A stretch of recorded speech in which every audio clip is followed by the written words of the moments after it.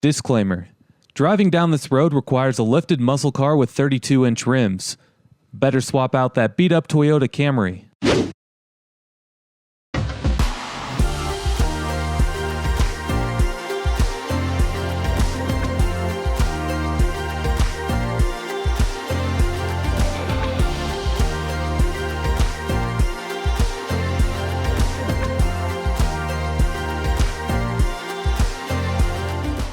How's it going, everyone? If you enjoy my videos, make sure that you like, subscribe, and check out my channel for more. 38th Street in Indianapolis has several neat things to go do and see along its path. However, it's also known locally to be a little sketch in different parts. In this video, I show you the roadway in its entirety, and you'll get to see both the good and the bad.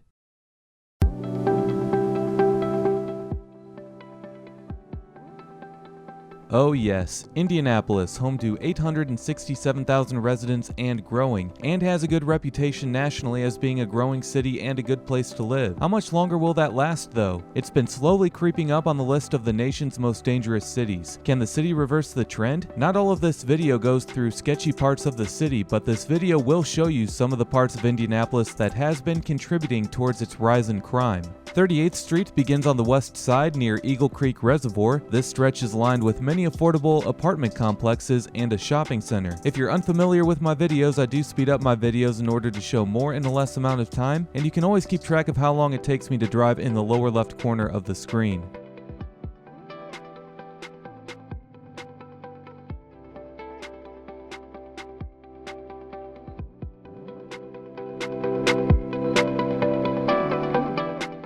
You'll see a lot of this on the west side of Indianapolis off of 38th Street, abandoned strip malls and retail stores. This is one of the abandoned stores. It is an abandoned Marsh store. Marsh was a grocery store chain only in Indiana that was founded in 1931 and disappeared in 2017. I used to live not too far from here several years ago, and I've been inside this particular Marsh many times. Can't say that it was ever really all that nice inside. Most Marsh store locations have been bought out by other grocery stores, but it wouldn't surprise me if this one here stays vacant for a while. Make sure to drop a like for that amazing insight.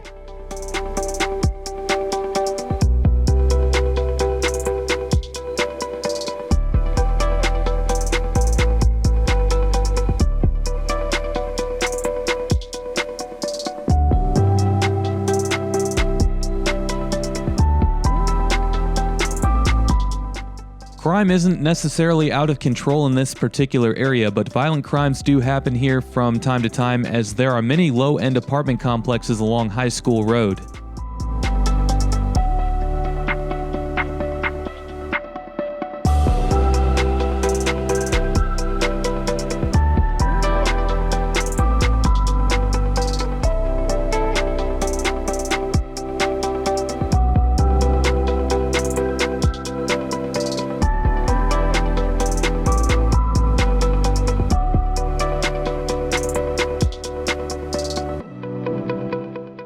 Earlier I showed you the abandoned grocery store. This stretch of 38th Street is lined with old strip malls and has many vacant storefronts. Some of the strip malls are completely vacant. Further ahead I show you a mall that is on the verge of being dead and has plenty of issues with crimes. Make sure that you subscribe to my channel to hear more amazing insight like that on other cities throughout the US.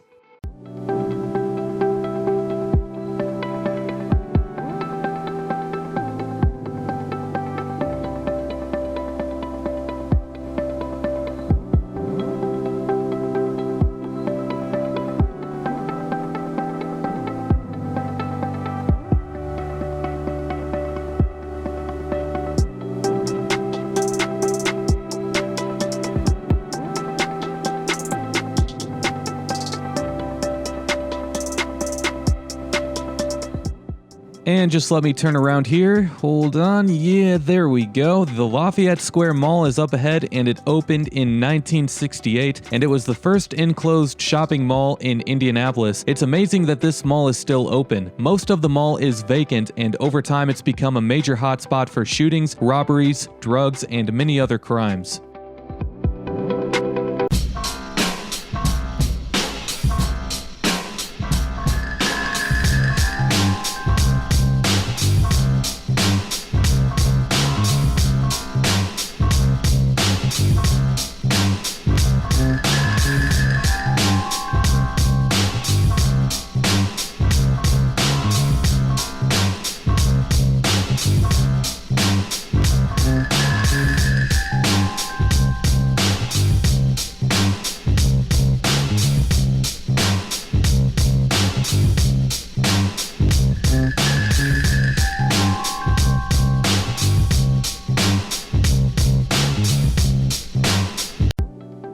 You can also tell that the surrounding streetscape and other retail stores near here could use some TLC.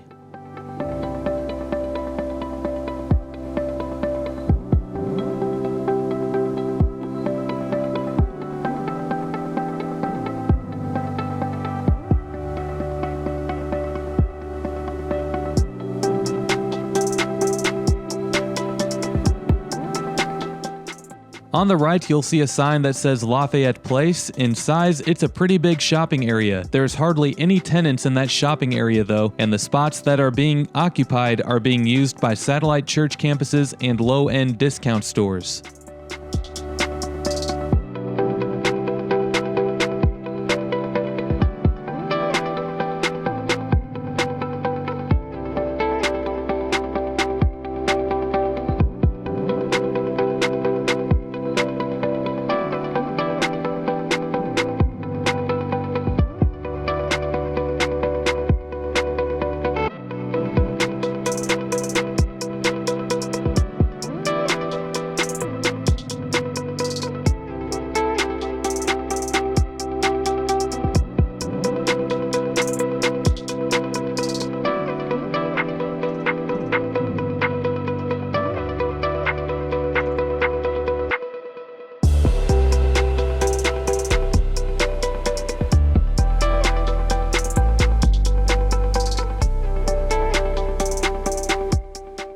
To the left is a nature park that has some pretty cool art sculptures to see. If you're an outdoorsy person, this is somewhere that you should go if you live here or are visiting. Just past that is Newfields, which used to be called the Indianapolis Museum of Art, or IMA. The name change happened in 2017 as a part of rebranding. What was so bad about the old name?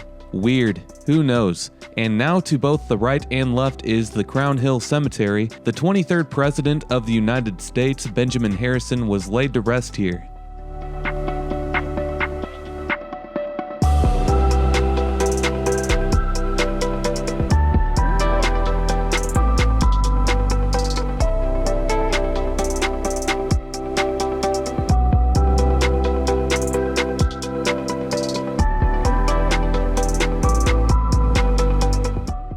We're starting to approach the areas where we come across hot spots for crimes. This stretch between Meridian and College is one of them. Make sure you drop a like for that amazing insight.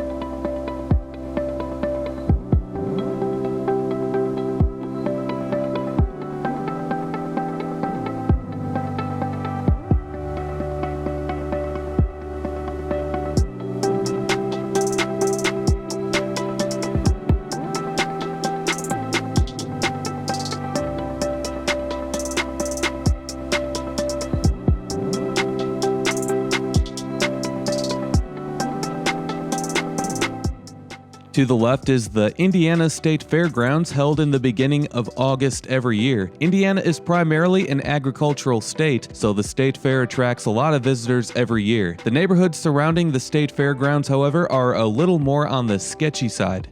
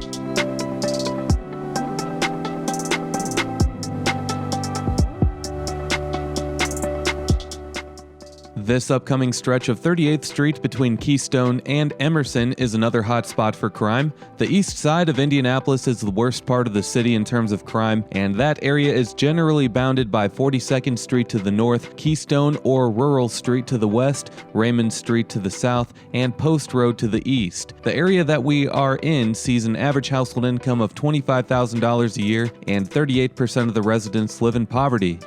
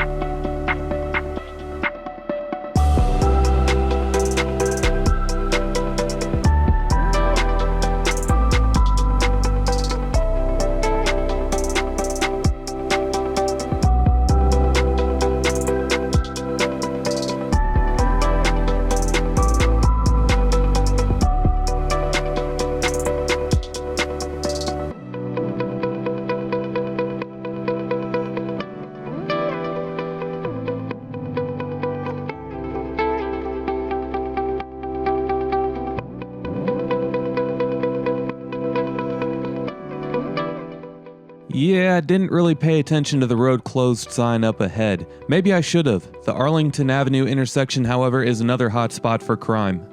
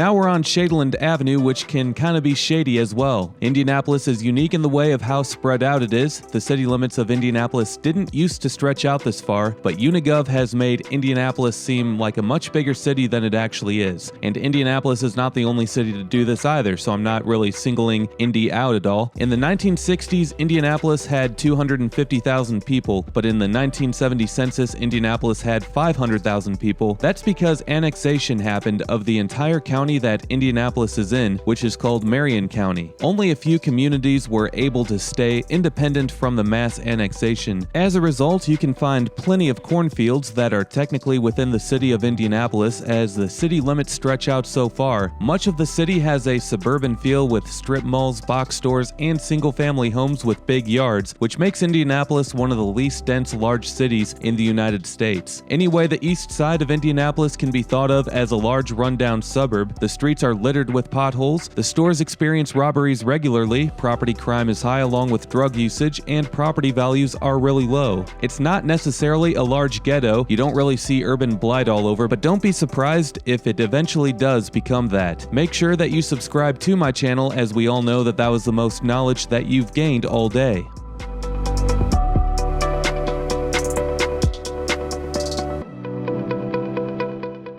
Now this is just weird. The area bounded by Post Road to the west, 42nd Street to the north, 38th Street to the south, and Midhofer to the east consistently ranks in the top 5 most dangerous areas in the city. What makes it weird is because most cities have their most dangerous neighborhoods closer to the population center of the area that they're in. This area is closer to dozens of farm fields than it is to downtown Indianapolis. To the right is what used to be the Oak Tree Apartments. They were standing vacant for a long time before completing demolition in early 2020. In March of 2019, an arson was reported at the complex, which ramped up the process of tearing them down.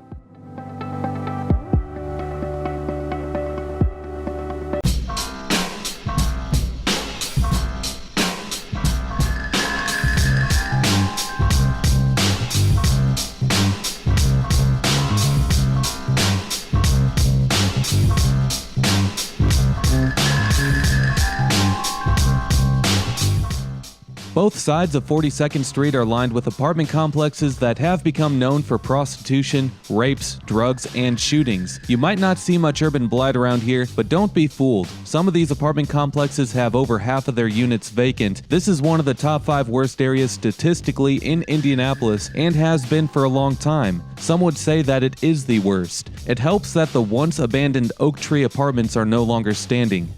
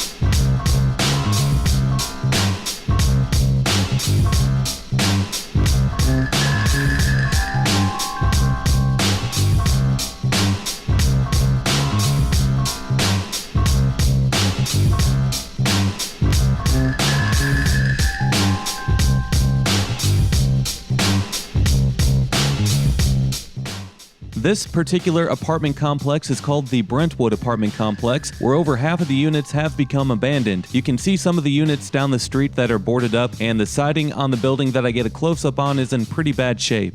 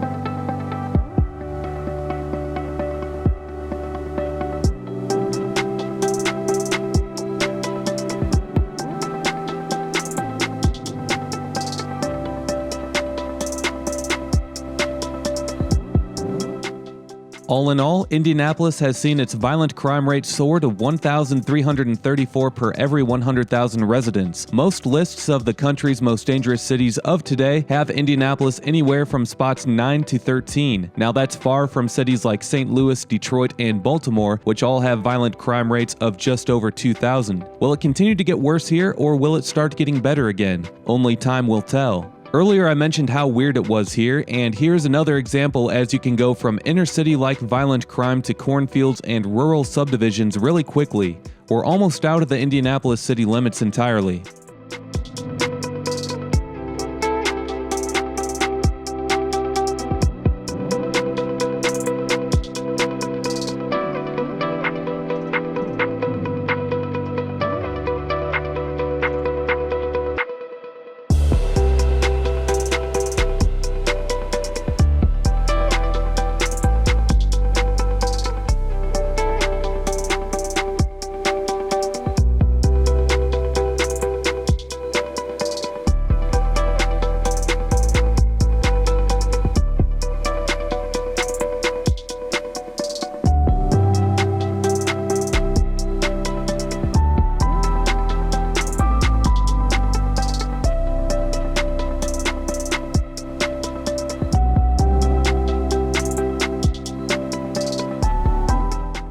And we end the video in neighboring Hancock County. If you enjoy my videos, make sure that you like, subscribe, and check out my channel for more. We'll see you next time. Peace!